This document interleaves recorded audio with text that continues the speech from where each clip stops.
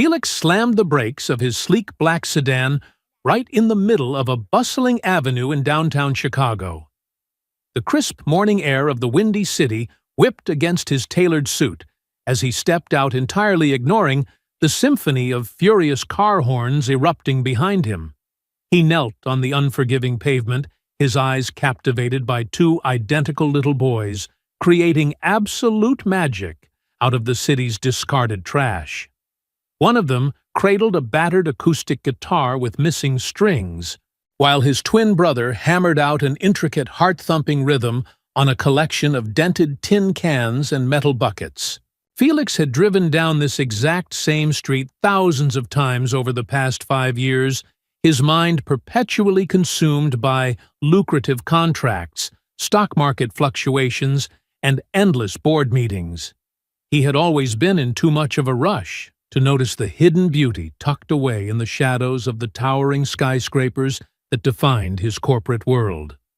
The two boys froze instantly, their small hands halting their performance as they stared at the wealthy stranger with a mixture of profound fear and ingrained suspicion. Ryan pulled the fractured guitar tightly against his frail chest, treating the broken instrument as though it were the most precious artifact on earth. Beside him, Gavin swiftly concealed his wooden drumsticks behind his back, his dark eyes darting around as if searching for an escape route. Life on the unforgiving streets had taught these 10-year-old boys that men in expensive suits usually meant imminent trouble, harsh words, or a swift call to the local police department. Felix recognized that defensive posture immediately, and a sharp, unfamiliar pang of guilt struck his chest as he realized he had been one of those heartless men countless times before. He crouched lower, forcing a gentle smile onto his face, and asked them in a soft voice if they lived anywhere nearby, desperately trying to hide his authoritative tone. The twins exchanged a rapid, silent conversation through a single glance, an unspoken language forged by years of relying solely on each other for survival in a harsh world. Ryan finally spoke up, his voice incredibly thin but laced with a surprising amount of fierce pride, stating clearly that they were not doing anything illegal or wrong. He explained that they simply played their music for the rushing commuters, hoping that a few kind souls might drop a couple of coins so they could afford a meager meal. Felix shook his head emphatically, raising his hands to show he meant no harm, and confessed that he had stopped his car simply because their immense talent had genuinely astounded him. He asked who had taught them to play with such incredible soul, to which Ryan replied that they had learned everything entirely on their own through sheer determination. They had found the shattered guitar behind a dumpster 2 years ago, repairing it painstakingly with scavenged wire and cheap glue until it finally produced a melody. Felix felt his throat tighten at the realization that these destitute children possessed more raw talent and dedication than the wealthy children whose parents paid thousands of dollars for private tutoring. Gavin demonstrated his skills once more, striking the cans with precise, deliberate movements, proving that his rhythmic perfection was not a mere accident, but the result of relentless practice. The younger twin admitted that they played from the early hours of the morning until the sun went down, finding joy in the music, even when the entire city ignored their existence. That simple admission hit Felix like a physical blow. He could not remember the last time he had done anything purely for the joy of it in the past 10 years.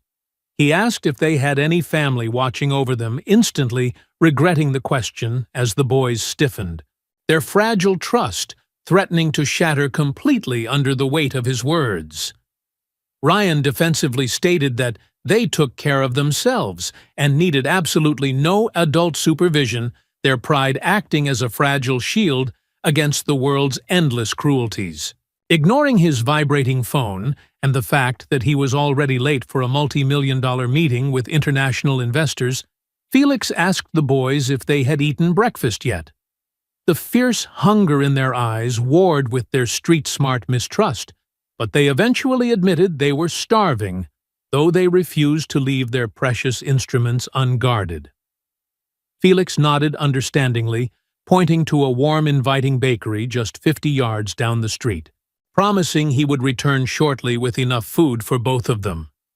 He walked toward the shop, feeling a profound shift occurring within his very soul, realizing that everything he previously considered essential now felt entirely empty and meaningless. Inside the bakery, the rich scent of freshly baked bread made his own stomach rumble, reminding him of his own neglected needs amidst his chaotic, ambition-driven life.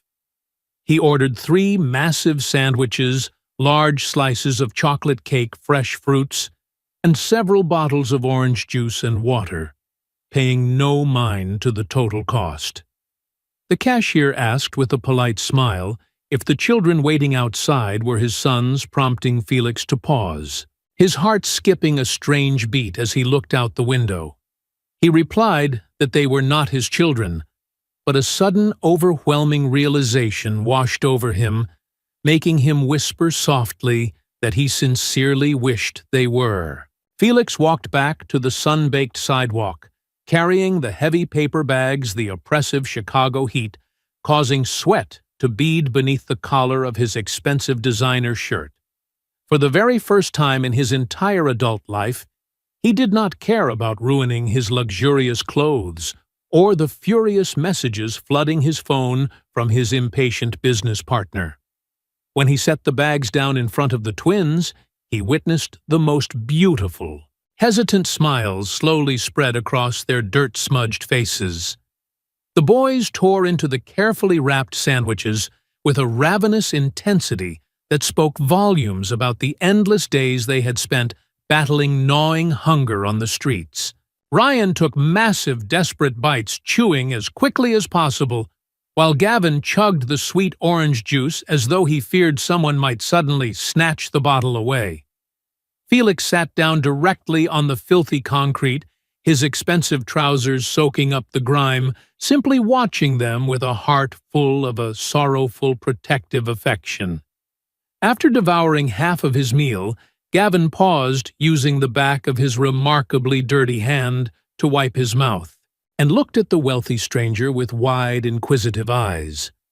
The young boy asked why a man who did not even know their names would go out of his way to buy them such a feast. Felix remained silent for a few long seconds, genuinely searching his own soul for an answer that made sense of his sudden life-altering detour from his corporate path.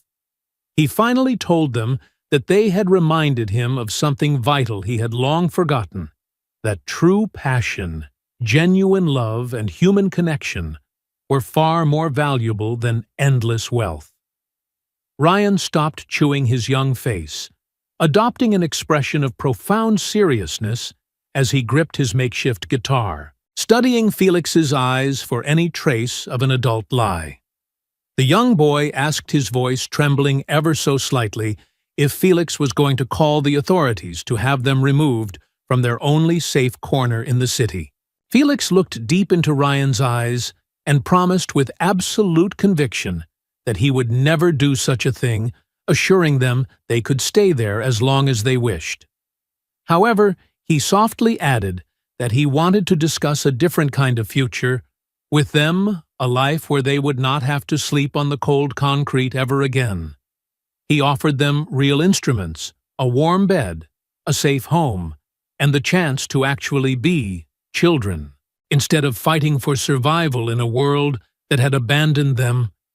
The twins stared at him, their expressions a heartbreaking mixture of desperate hope and paralyzing fear, terrified that this beautiful promise was merely a cruel trap waiting to spring. Felix pulled a crisp white business card from his inner pocket, suddenly feeling incredibly foolish as he realized how meaningless this piece of cardstock was to 2 starving orphans. He flipped it over, grabbed a silver pen, and quickly scribbled his personal cell phone number, handing it gently to Ryan, who accepted it as though it were made of fragile glass. Felix explained that they could call him at any hour of the day or night, promising he would return to this exact spot the following morning if they were ready. He stood up slowly, his legs stiff from crouching, and walked back to his idling car, leaving the boys sitting amidst their garbage instruments, clutching the small white card. When Felix finally arrived at his towering corporate office building, his business partner Mason was pacing the reception area, his face flushed with a mixture of immense relief and burning anger. Mason practically shouted that the crucial Japanese investors had waited for over 40 minutes before leaving, warning that their entire company could lose $15 million because of Felix's inexplicable absence. Felix looked at his partner, truly seeing the deep stress lines around his eyes and the hunched posture of a man who measured his entire existence by his bank account.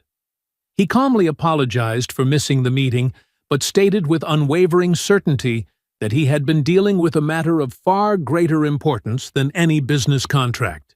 Mason stared at him in utter disbelief, demanding to know what could possibly be more important than securing the biggest financial deal in the entire history of their company. Felix knew he could never adequately explain how two dirty children playing music on garbage had fundamentally shifted the axis of his entire universe in a matter of minutes. He simply asked Mason to trust him, promising to salvage the deal with the investors before retreating to his massive, silent corner office overlooking the sprawling city below. He spent the remainder of the afternoon mechanically responding to urgent emails and rescheduling the lost meeting, but his mind constantly drifted back to the two boys holding on to that white card. When the sun finally began to set, casting a golden hue over Chicago, Felix packed his briefcase and left the office feeling a profound detachment from the corporate world he once worshipped. He drove past the spot where he had met the boys, slowing his car to a crawl, but the sidewalk was completely empty, leaving a cold void in his chest. Returning to his luxurious but agonizingly empty penthouse apartment, he walked out onto the expansive balcony, looking down at the thousands of tiny lights scattered across the urban landscape. He spent a sleepless night tossing and turning in his massive bed, praying that the boys would be there in the morning, terrified that he had lost his only chance at redemption. The following morning, Felix woke up hours before his alarm was set to ring, abandoning his usual expensive suits for a comfortable pair of denim jeans and a simple cotton shirt. He drove straight to the bustling intersection, his heart hammering against his ribs as he parked his car and scanned the crowded sidewalk for any sign of the two small boys. For 15 agonizing minutes, the space remained empty, and a crushing wave of disappointment washed over him, convincing him that they had dismissed his offer as just another empty adult promise. Just as he was about to give up and return to his hollow life, he spotted two small figures trudging down the block, lugging their heavy makeshift instruments behind them. When Ryan and Gavin saw Felix actually waiting for them, their steps faltered, their eyes widening in pure, unadulterated shock, clearly having believed that he would never truly return. Felix approached them with a wide, genuine smile, noting the way their defensive postures melted away, replaced by hesitant grins that radiated a fragile, newfound hope. He asked if they had eaten breakfast, and when they silently shook their heads, he guided them down the street to a warm, brightly lit diner that smelled of fresh pancakes and maple syrup. He led them to a comfortable booth by the window, ignoring the critical stares of the waitress, who eyed the boys' tattered, dirt-stained clothing with obvious disdain. Felix ordered 3 massive plates of eggs bacon and toasted bread, insisting that the boys eat right there at the table, instead of taking the food back to the dirty streets. As they ate, savoring every warm bite, Felix gently explained his grand plan, assuring them that he had no intention of throwing them into a crowded orphanage or separating them. He described his massive empty apartment, promising them their very own bedrooms, hot meals every single day, proper schooling, and professional music lessons to nurture their incredible, undeniable talent. Ryan looked up from his plate, his young eyes narrowed with the tragic wisdom of a street survivor, and asked what Felix secretly wanted from them in return for such luxury. The question broke Felix's heart all over again, exposing the deep scars of betrayal these children carried, forcing him to look them straight in the eyes with absolute sincerity. He promised them that he wanted absolutely nothing in return, confessing that his life was completely empty, and that helping them gave him a purpose far greater than amassing wealth. Gavin, his voice barely above a whisper, admitted his greatest fear that they would get used to a soft bed and warm food, only for Felix to change his mind and kick them out. Felix reached across the table, his voice steady and full of fierce determination, swearing that he was fully committed to this path and would never, ever abandon them. Tears welled up in Ryan's eyes as he finally allowed himself to believe in the possibility of a real home, extending his small, grimy hand across the wooden table. Felix grasped the boy's hand firmly, sealing a silent, sacred pact between them, before Gavin excitedly offered his hand as well, solidifying the formation of their new unconventional family. After paying the hefty breakfast bill, Felix informed the boys that their very first stop would be a local health clinic to ensure they were healthy and strong for their new life. He guided them to his luxurious car, opening the rear doors and allowing them to carefully place their precious trash instruments onto the soft cream-colored leather seats. The drive to the community clinic was filled with a tense but hopeful silence, the boys staring out the tinted windows at the towering Chicago skyline passing by. Inside the clinic, the waiting room was packed with coughing patients and crying infants, but Felix spoke quietly to the receptionist, managing to secure a prompt appointment for the twins. A kind middle-aged nurse named Clara called their names, her tired eyes softening with deep compassion when she saw the unkempt state of the two small boys standing before her. She weighed them, shaking her head sadly, as she noted they barely tipped the scales at 45 pounds, each a severe indication of the chronic malnutrition they had endured. Nurse Clara gently examined their ears, throats, and lungs, speaking to them in a soothing maternal tone that made Gavin relax his tightly clenched shoulders for the first time. She informed Felix that the boys would need a comprehensive series of vaccinations and blood tests to check for underlying deficiencies, asking if he was their biological father. Felix paused for a fraction of a second before answering with profound certainty that he was their guardian, realizing that the title felt more right than anything else in his life. The boys bravely endured the sharp sting of the needles, holding tightly to one another, finding comfort in the unbreakable brotherly bond that had kept them alive for so long. Leaving the sterile environment of the clinic behind, Felix steered his sleek vehicle toward one of the most exclusive high-end shopping malls located in the affluent suburbs of the city. As the automatic glass doors slid open, a blast of crisp air-conditioned air hit their faces, causing Gavin to shiver and pull his thin, tattered shirt tighter around his small frame. The sheer magnitude of the brightly lit corridors, the echoing classical music, and the dazzling storefronts overwhelmed the boys, who instinctively shrank closer to Felix's protective presence. Felix placed a reassuring hand on each of their small shoulders, guiding them gently through the sea of wealthy shoppers, ignoring the sideways glances directed at the boys' dirty appearance. They entered a premium children's clothing boutique where an impeccably dressed sales clerk named Chloe approached them, her professional smile freezing instantly upon inspecting the twins' ragged state.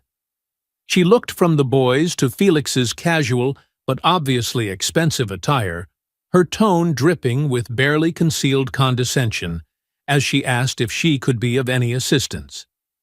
Felix stated firmly that he needed a complete extensive wardrobe for both boys, including trousers, shirts, winter coats, undergarments, and high-quality sneakers, requesting at least 7 full outfits each. Chloe hesitated clearly, assuming Felix wanted to find the clearance rack for such unkempt children, and began pulling out the cheapest, most basic garments hidden in the back of the store. Felix stopped her with a sharp, authoritative voice, demanding that she show them the absolute best, most comfortable clothing the boutique had to offer, regardless of the exorbitant price tags. He crouched down to eye level with Ryan, and Gavin softly encouraging them to pick out whatever colors or styles they genuinely liked, empowering them to make their own choices. Gavin timidly reached out his trembling fingers, brushing against a thick forest green sweater, looking up at Felix for permission before clutching the soft fabric tightly to his chest. Ryan selected a charcoal gray hoodie, handling the garment with extreme reverence, completely unaccustomed to possessing something entirely brand new and untainted by the grime of the city streets.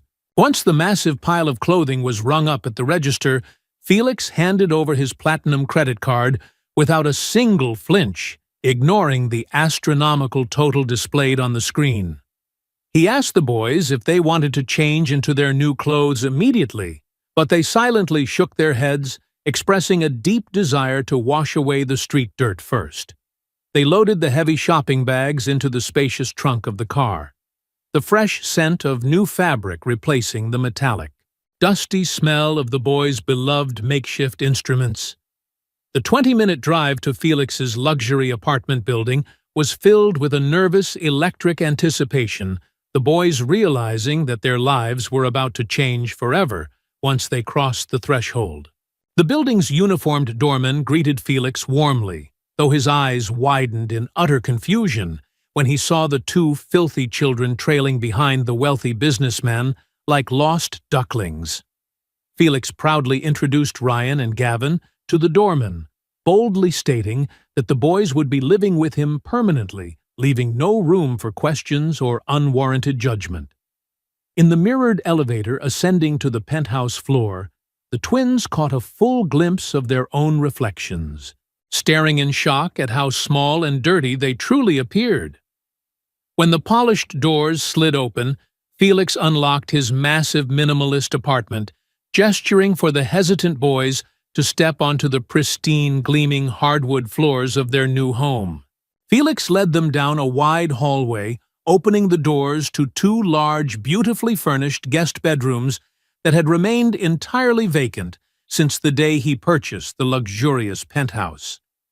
He told Ryan and Gavin that these rooms belonged entirely to them, emphasizing that they would never have to sleep on a cold, unforgiving sidewalk ever again in their lives. The boys stood frozen in the center of the rooms, overwhelmed by the sheer size of the comfortable beds, the soft rugs, and the breathtaking view of the city skyline. Overcome by a wave of pure, unadulterated relief, the twins embraced each other tightly, silent tears streaming down their dirt-streaked faces as the reality of their safety finally set in. Fighting back his own tears, Felix gently interrupted their embrace, directing them to the 2 separate pristine bathrooms located just across the hall, supplying them with fluffy towels and fragrant soap. He left their new clean clothes folded neatly on the counters, instructing them to take as much time as they needed to wash away the heavy burdens of their past. While the sound of running water echoed through the previously silent apartment, Felix stood in his sprawling high-tech kitchen, pulling fresh ingredients from the refrigerator to prepare a hearty meal. He chopped vegetables and seasoned chicken with a newfound sense of joy, marveling at how a quiet, lonely apartment suddenly felt like a real, vibrant home, filled with profound purpose. 20 minutes later, the boys emerged from the hallway, their faces scrubbed clean, their damp hair combed back, looking incredibly handsome and completely transformed in their brand-new clothing. Felix served them massive, steaming plates of white rice, savory beans, and roasted chicken, watching with immense satisfaction as they devoured the home-cooked meal with polite but ravenous enthusiasm. After clearing the plates, Felix settled them onto his massive white leather sofa, turning on a popular cartoon to keep them entertained while they digested their very first proper dinner. As the animated characters danced across the massive flat-screen television, Felix retreated to his home office, preparing to face the daunting task of finalizing the massive corporate deal he had neglected.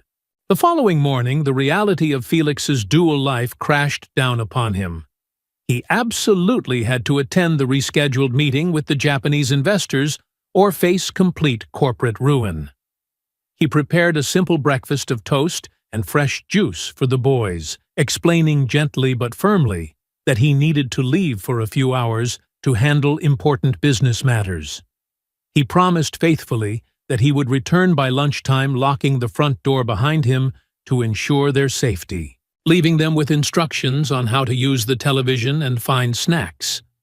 The drive to the corporate headquarters was agonizing, his mind constantly flashing back to the nervous, wide-eyed expressions the boys wore as he stepped out of the apartment.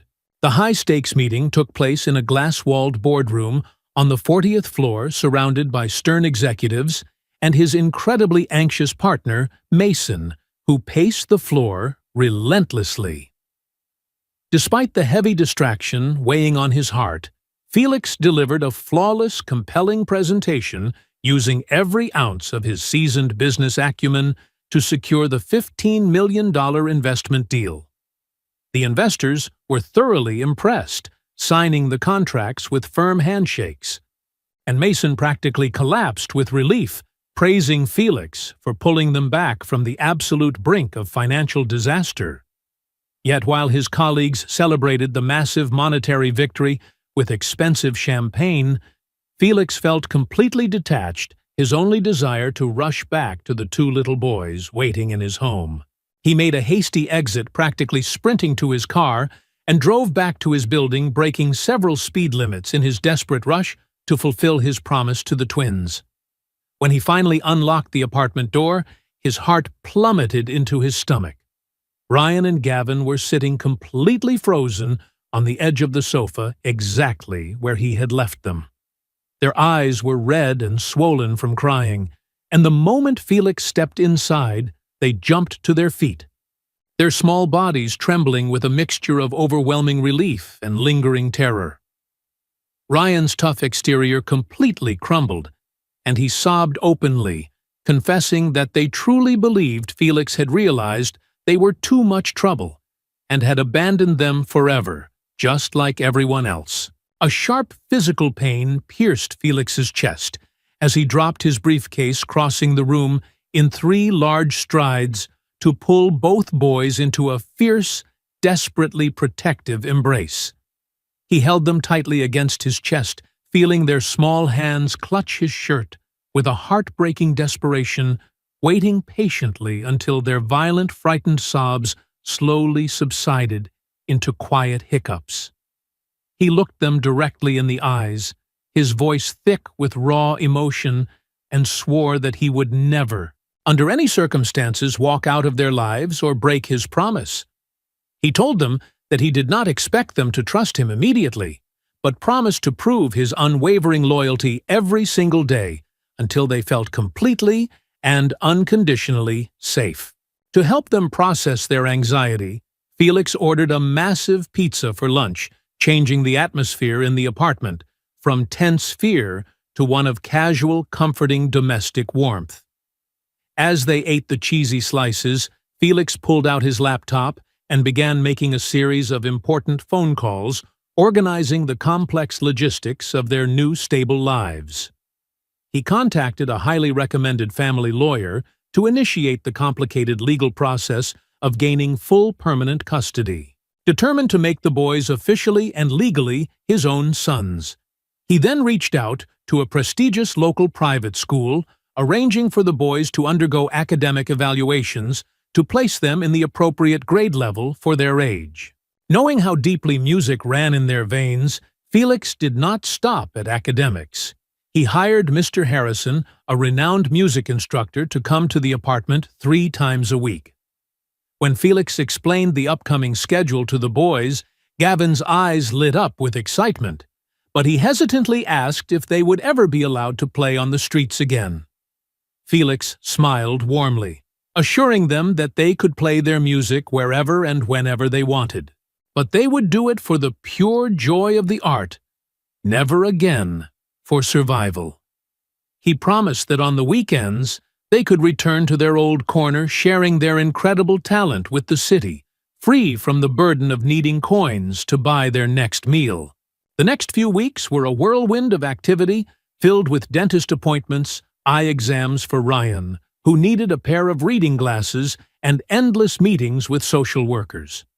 The school evaluations revealed that while the boys had significant gaps in their formal education, they possessed a staggering raw intelligence that astounded the faculty and administrative staff. They were placed in a specialized classroom to help them catch up, and on their very first day, Felix sat in the parking lot for 4 hours, too anxious to leave them. When the final bell rang, the boys ran out of the brick building with massive smiles, excitedly telling Felix all about their kind teachers and the new friends they had made. The music lessons proved to be an absolute revelation. Mr. Harrison was completely blown away by Ryan's perfect pitch and Gavin's complex, intuitive understanding of rhythmic timing and percussion. Felix transformed one of the spare rooms into a fully equipped music studio, buying a top-of-the-line electric guitar and a massive professional drum kit that made the boys weep with joy. The chaotic, fast-paced life of a corporate executive faded into the background as Felix delegated his responsibilities to Mason, choosing instead to leave the office promptly at 5 o'clock every day. He discovered that helping them with their homework, cooking dinner together, and listening to their evening jam sessions brought him a profound, enduring happiness that money could never buy. Months turned into a beautiful, established routine, the harsh memories of the cold streets slowly fading into the background as the boys flourished in the warmth of a loving environment. Ryan transformed into a brilliant student, particularly excelling in complex mathematics, while Gavin discovered a deep passion for painting, covering the apartment walls with vibrant, expressive canvases of city life. Despite the luxurious comforts of their new existence, the boys remained incredibly humble, never losing the fierce protective bond that had kept them alive during their darkest, most desperate days. One crisp Saturday afternoon in the middle of autumn, Felix drove them back to the exact street corner where their paths had first crossed, carrying their new professional instruments. The boys set up their equipment on the familiar concrete, the towering skyscrapers of Chicago framing their small figures, and began to play a breathtaking, soulful melody that echoed down the avenue. A massive crowd quickly gathered around them, mesmerized by the sheer passion and incredible skill radiating from the two young musicians, applauding wildly when the final resonant chord faded away. Dozens of people stepped forward, dropping crisp dollar bills and handfuls of coins into the open guitar case, touched by the raw emotion the boys poured into their captivating performance. When the crowd eventually dispersed, Ryan carefully counted the money, looking up at Felix with a thoughtful expression that seemed far too mature for a boy of his young age. Ryan suggested that they take the money they had just earned and donate it to a local homeless shelter they used to frequent, acknowledging that they no longer needed the charity. Felix felt a familiar proud lump form in his throat, deeply moved by their profound empathy, and immediately drove them to the community center to hand over the heavy bag of cash. As they drove back to their warm apartment, the car was filled with a comfortable silence, until Gavin spoke up from the back seat, his voice trembling with a mixture of hope and vulnerability. He looked at Felix's reflection in the rearview mirror and asked with a quiet, devastating sincerity if he and Ryan could officially start calling him their dad. Felix had to pull his expensive sedan over to the side of the bustling road, completely unable to see the traffic through the sudden thick veil of tears blurring his vision. He turned around in his seat, looking at the two boys who had completely saved him from a life of hollow corporate greed, and nodded his head with absolute unwavering certainty. He told them, his voice cracking with immense emotion, that nothing in the entire world would make him prouder or happier than to be called their father for the rest of his life. The boys practically leaped over the center console, wrapping their arms tightly around Felix's neck, the three of them crying tears of pure joy in the cramped space of the vehicle. Just a few short weeks after that beautiful moment in the car, the final grueling bureaucratic hurdles of the complex adoption process were officially and legally cleared by the state court. Felix received the life-changing phone call from his dedicated lawyer on a rainy Thursday afternoon, the confirmation echoing in his ear that Ryan and Gavin were now legally and permanently his sons. He dropped the paperwork he was reviewing, ran out of his office building without saying a word to his bewildered staff, and sped directly to the boys' private elementary school. He burst into the main administrative office, demanding to see his children immediately, his heart pounding a frantic rhythm against his ribs as he waited for them to appear from their classrooms. When Ryan and Gavin walked into the office, their faces etched with deep worry that they had done something wrong, Felix dropped to his knees right on the carpeted floor. He grabbed their small hands, looking at them with a smile that threatened to split his face in half, and announced that the judge had finally signed the permanent adoption papers. He explained that from this day forward, no one could ever separate them, that they were officially a family, and that they would stay together forever, no matter what challenges arose. The boys stood frozen for a fraction of a second before the realization washed over them, and they tackled Felix to the floor, laughing and crying loudly in front of the cheering school staff.